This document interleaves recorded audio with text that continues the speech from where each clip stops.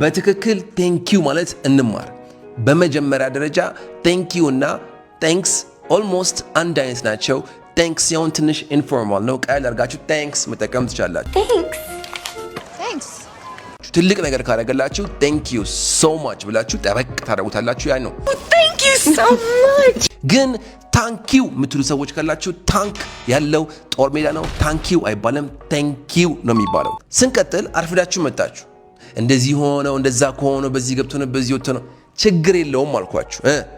ስለተረዳኸኝ አመሰግናለሁ።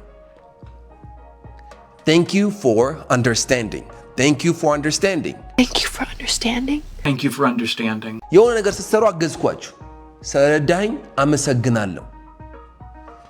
thank you for helping thank you for helping me ይቻላል፣ ግን ረዘመ፣ በቃ አቁሙትና thank you for helping say it thank you for helping thank you for helping thank you for helping hey thank you for helping ሆነ ቦታ ላይ ሰው መጣ፣ ስለተገኘክ ስለታደምክ አመሰግናለሁ።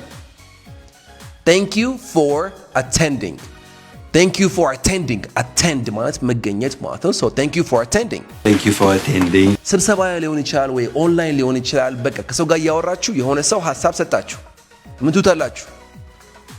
thank you for contributing nice way ነች። okay thanks for contributing ስለ ሐሳብ ስለሰጠኝ አመሰግናለሁ ስትሉ thanks for contributing ማለት ትችላላችሁ ማለት ነው።